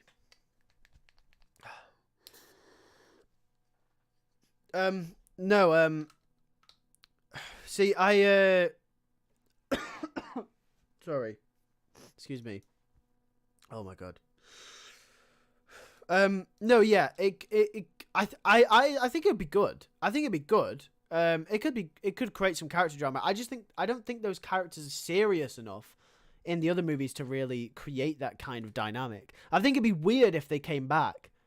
And then just were all of a sudden like really serious. Because Betty and Ned was like a Disney Channel relationship. I don't think Ned would care. Ned I could see coming back potentially, but they'd have to do a lot of character work with him for him to become a substantial villain. I just can't see it. It's like telling me, go get Debbie Ryan from Jessie and make her a variant of Kang the Conqueror in the MCU. It's like, you're not going to do it. Like, that's not... I don't know. This is a very outlandish example I have there, but like that's kind of how I see it. Like I don't know how they do that. I think it'll just be MJ probably. Then Sony, Marvel, and Spider-Man 4 can get lost. The point of the new trilogy is have different characters. I mean, yeah. Why? You know, a lot of people disagree with this statement, but don't change what's not broken. You know what I mean? I don't think MJ and Peter from Spider-Man No Way Home is broken in a sense. I think they did their best with what they had in that movie in terms of their relationship, and I think they took it in the best direction they could. In fact, actually, I'm going to put MJ in good, at the bottom of good, because I think I'm going to put Bryce Dallas Howard's Gwen Stacy in okay. She served the point of the story, but she's not a very good character. I don't think her character was treated very well either. I think she was there purposefully to serve the story of the symbiote and nothing more. And I think her character was a little bit disrespected in that manner. I think because she was only there to serve the point of Peter kind of trying to make MJ jealous. And I don't like that she was used in that way.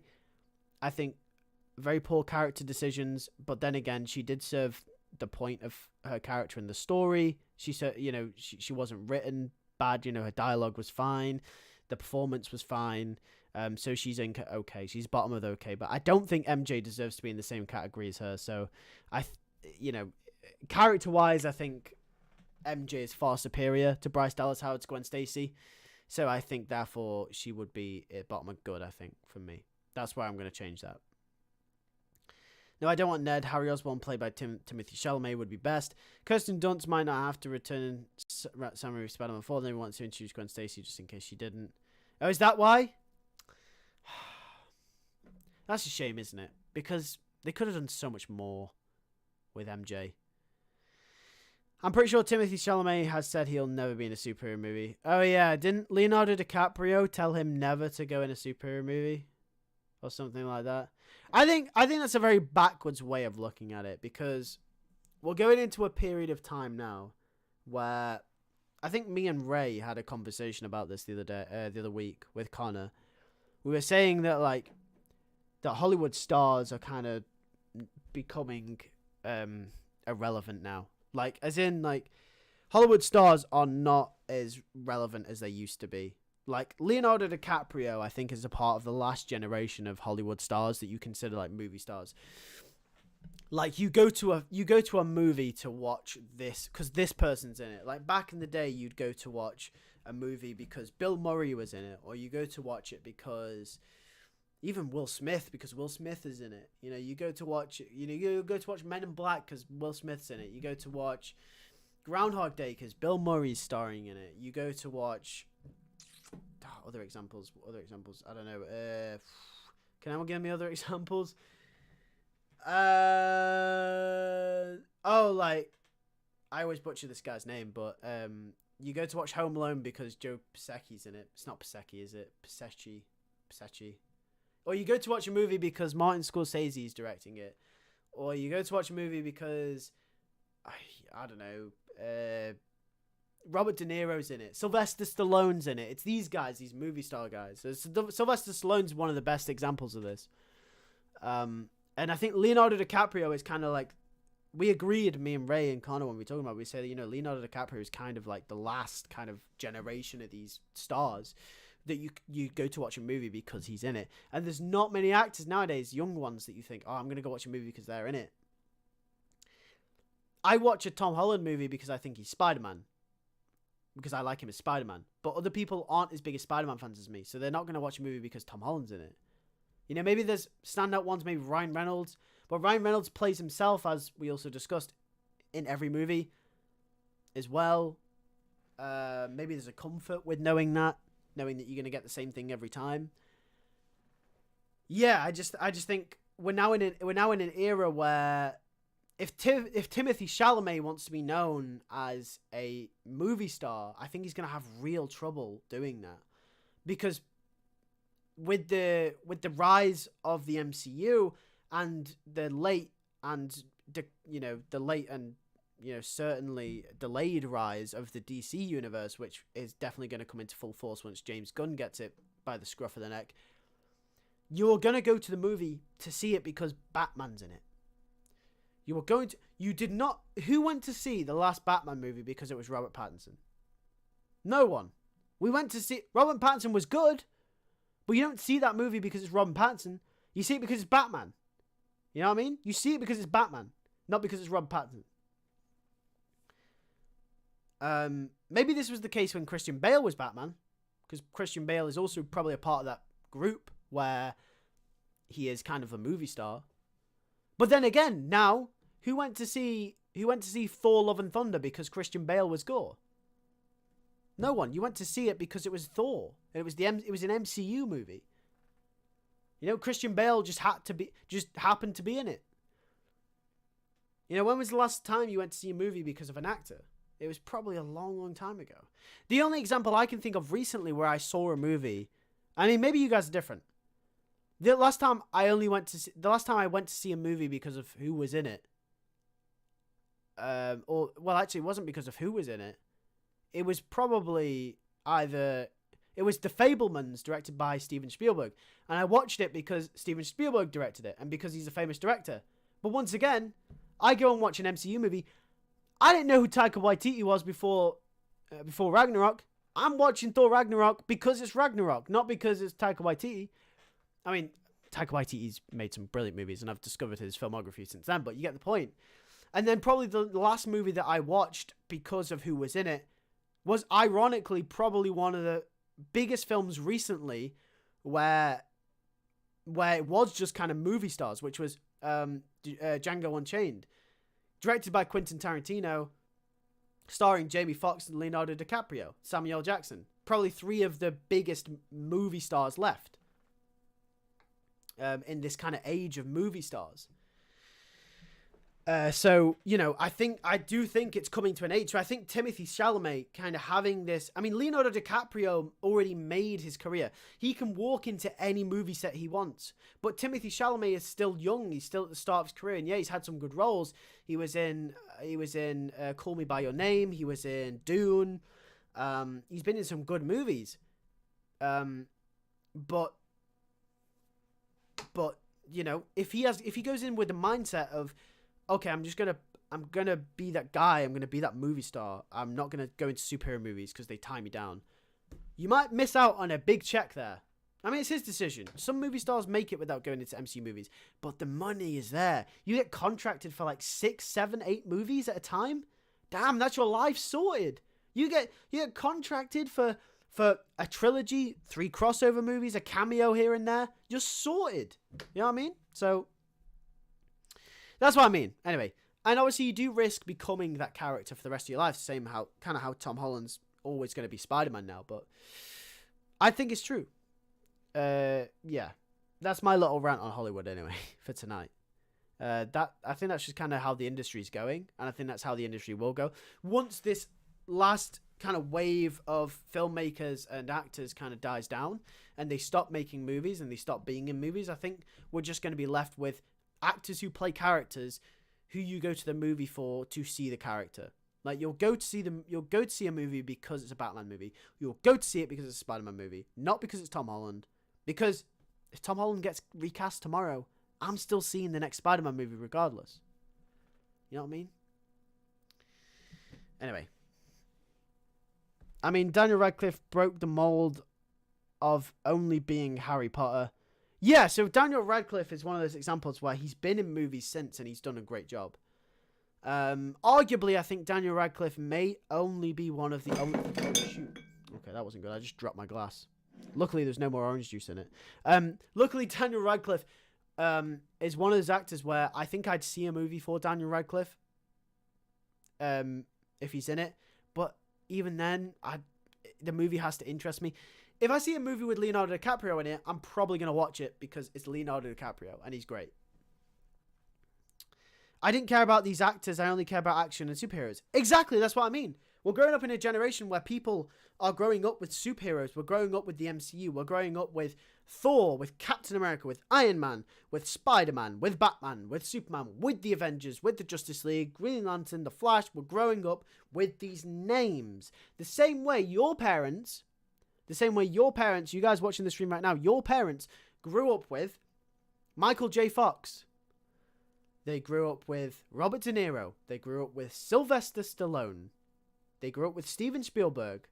They grew up with George Lucas. They grew up with Mark Hamill. They grew up with Harrison Ford. Do you see my point? Do you see my point? They grew up with these names the same way we grew up with the superhero names. And that's the way that Hollywood's going.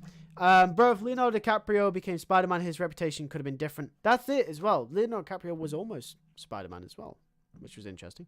Okay, what do you think of superhero fatigue? A question for all. I personally think superhero fatigue is very much real. I'm feeling it with the MCU right now. The MCU right now is giving me severe superhero fatigue. I'm not excited for anything that's coming out. Not really. Even Guardians 3. I'm excited for The Flash because I love The Flash and we've never had a Flash movie before. But apart from that, the only thing I care about... Actually, I will admit, I'm excited for Madam Web. Thoughts on Rec Rap? What's Rec Rap? I've never heard of it. Yeah. I can't wait for James Gunn DCU. Yeah, a lot of people can't wait for James Gunn DCU. Yeah. I personally, I'm very excited for Madam Web. Actually, I'm excited for Madam Web. I don't know. Madam Web just holds a special place in my heart. I can't wait to see Dakota Johnson, Sydney Sweeney, Isabella Merced, Celeste O'Connor, Adam Scott, Emma Roberts. You know, all great actors and actresses playing in a movie that's fairly unpredictable, something we've never seen before. I think it's going to be great. I think it's going to be really great. The idea of seeing Nightwing in live action excites me so much. Yeah, it's going to be great. Spider-Man character, Wreck Rap. Wreck Rap's a Spider-Man character? Hold on. Is my Spider-Man card going to be revoked here?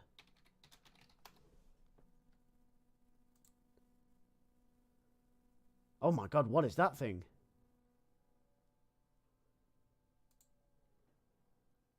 Oh, wait, hold on. I've seen this guy before. Isn't he from one of the more recent Spider-Man comics? Oh, yeah, he's from... Oh, yeah. That's Wreck Rap. That's Wreck Rap. Oh, featuring Hallows Eve, God's sake. So it's a part of the new Spider-Man run. Oh, God. I don't think I've got to that comic yet. Or I have. Issue 17? Is that the one I've got to? If so, I can't remember. Because I've read the one... The one I just recently read was the one with Felicia and Peter talking about MJ being his sister, which is equally as disturbing as what I've just seen. Cap 4... Please, Lewis. It will feature adamantium. That'll be cool. I'd love to. Yeah, Cap 4 is interesting. It doesn't excite me though in the slightest. I could not tell you at all what it's about, but I know it'll link to Thunderbolts. And if Falcon and the Winter Soldier is anything to go off, I will be excited closer to the release date because Falcon and the Winter Soldier is arguably one of the best MCU Phase 4 things we've gotten. If it wasn't for the ending, it would have been probably one of the best, if not the best. So we'll just have to see. We need the sister MJ in the MCU. Oh god, no, we do not, Ryan.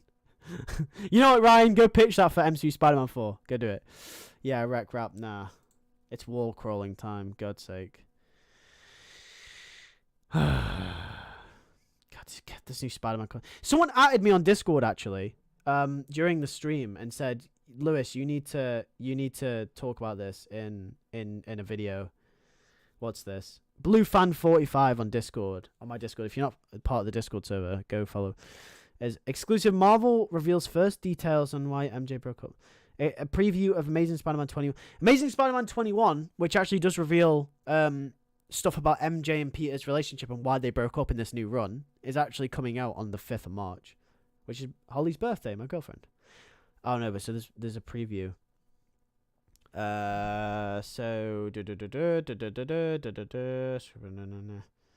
why then? Why did he say? Wait, I'm trying to find just a quick quote here. The two where did he say? Where did he say? I'm struggling to find what this.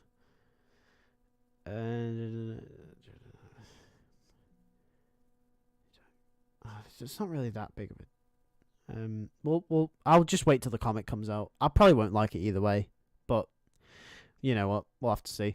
Yeah. So I forgot about Daredevil Born Again, but that's easily the most exciting MCU project for me. Yeah, Daredevil Born Again is going to be decent, hopefully. Apparently, Cat 4 is another Avengers movie. That would be interesting. Thunderbolt Ross is also in it as Red Hulk. That'd be cool. That'd be really, really cool. Right, so I think we will wrap up then, guys, because I'm getting pretty tired, and I'll head off. Also, one thing I do want to reveal, if I can pull it up on here. This is going to be really cool if I can pull this off. You guys just wait a sec. Wait there. 1 second. I'm pulling something up. You guys want to see this? Wait, not yet, Ryan. Ryan!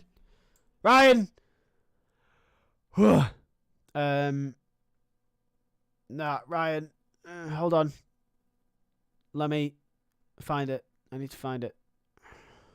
I can't find it. I need to find it. Hold on. Give me 1 sec. I had it earlier. Where is it?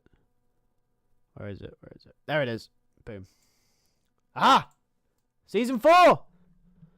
It's coming! Season 4.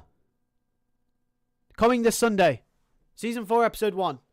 Coming this Sunday on Lewis Fiction. Make sure to subscribe to Lewis Fiction if you haven't already. Season 4, episode 1, this Sunday.